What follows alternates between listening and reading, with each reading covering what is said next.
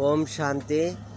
ఇది వినండి, శ్రీకాకుళం జిల్లాలోపేని శ్రీకాకుళంకి మనకి అటు ఇచ్చాపురం నుండి వస్తే శ్రీకాకుళం వస్తుంది. ఫస్ట్ కొత్త రోడ్డు అని వస్తుంది, తర్వాత నది వస్తుంది. అటువైపు నుండి నది వచ్చిన తర్వాత ఫస్ట్ తమ్మినాయుడిపేట, తర్వాత గరిపినాయుడిపేట. ఇది గరిపినాయుడిపేట పక్కూరే. ఇదిగోండి, ఈ పక్కూరే గరిపినాయుడిపేటలో. ఇక్కడ ఎంట్రన్స్లో మన ఓం శాంతిది బ్రహ్మకుమారి ఆశ్రమం. అదిగోండి అక్కడ, అటు చూడండి, అది రాసుకున్నారు చూసారా, శ్రీకాకుళంకి 2 కిలోమీటర్లు అని రాసుకున్నారు. అయితే ఇక్కడ మన బాబా ఆశ్రమం అనమాట. ఒక మన బీకే అన్నయ్య అని మిలిటరీ రిటైరు. అయితే భగవంతుడి కార్యంలో ఇవన్నీ చేశారు. ఇప్పుడు ఆ ముంద కట్టేశారు. ఇది మళ్ళీ శివలింగము, మళ్ళీ ఇదిగోండి శివలింగం ప్రతిష్ఠ మళ్ళీ చేస్తారు. కాశీ నుండి తెచ్చారు. ఇదిగో 11వ తారీఖు చూడండి.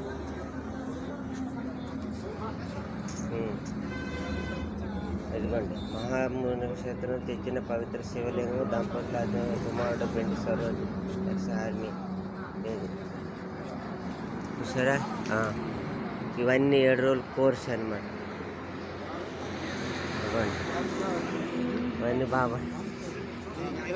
ఇవన్నీ బాబావి. ఇదిగోండి చూడండి, ఇట్లెళ్ళి పీస్ ప్లేసు చూడండి. భగవంతుడు ఒక జ్యోతి రూపుడు కాబట్టి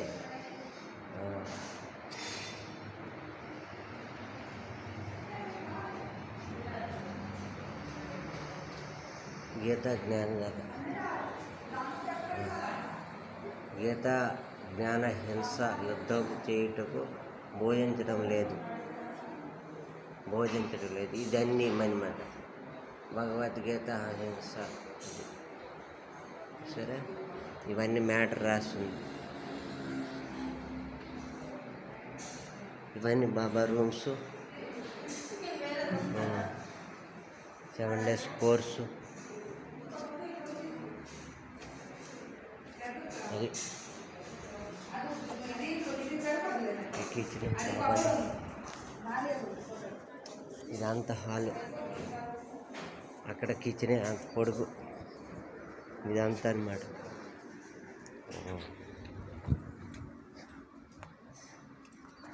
కాబట్టి ఇది బాబా ఆశ్రమం. తనువు మనసు ధనము బాబా కార్యంలో ఎవరైనా సఫలం చేసుకోవచ్చు. ఇది శివుడి తాలూకుదే కదా. ఈ ప్రపంచానికి మనం హిందూ ధర్మం అయితే శివుడి లింగంగా, ముస్లిం ఒక అల్లా నూరు అని, క్రైస్తవ గాడ్ లైట్ అని. అందరికీ ఒక్కడే భగవంతుడు పైన ఉంటాడు. మన ఇల్లు పైన ఆత్మల తాలూకు ఇల్లు, శరీరాల తాలూకు తీసుకొని ఇక్కడ ఇదిగోండి చూడండి. ఇవన్నీ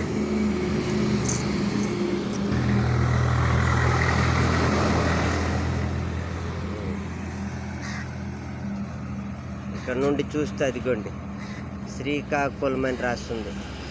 2 కిలోమీటర్లు. విశాఖపట్నం 100 కిలోమీటర్లు. ఏంటి రాసింది, విజయవాడ 450. ఇలాగనమాట. ఎవరైనా రావచ్చు, చూడవచ్చు. బాబాకి అకాడమీ అంటే బీకేస్లో మన ఓం శాంతి వాళ్ళు బయట వాళ్ళకి అంత వాళ్ళు చూసుకొని వెళ్ళొచ్చు అంతే. ఇవన్నీ మన ఓం శాంతి వాళ్ళకి ఏంటంటే ఇది మన ఇల్లు కాబట్టి అందరికీ మన ఇల్లేను. ఇది విషయం. ఓకే,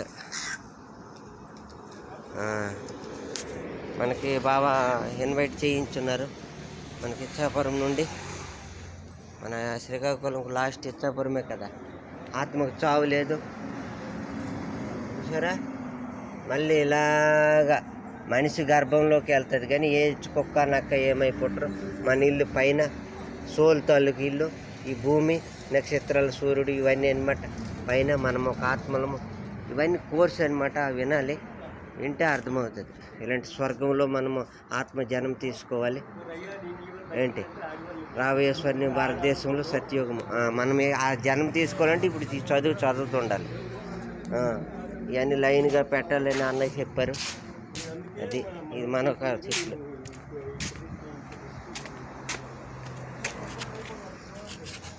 కాబట్టి ఇక్కడ ఎవరైనా రావచ్చు. ఇది ఇది మన ఇల్లు కాబట్టి తప్పులను ఒప్పులుగా నిరూపించుకునేవారే ఏంటి తప్పులను తప్పించుకోలేరు. ఇంద్రియాల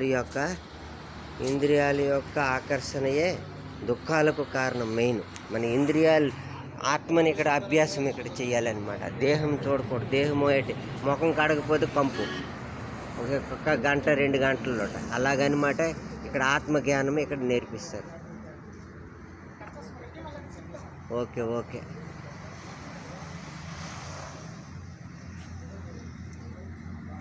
స్వార్థము, కపటము, కల్ముషము, అసూయ ఆయుధాల కంటే ప్రమాదకరమైనవి.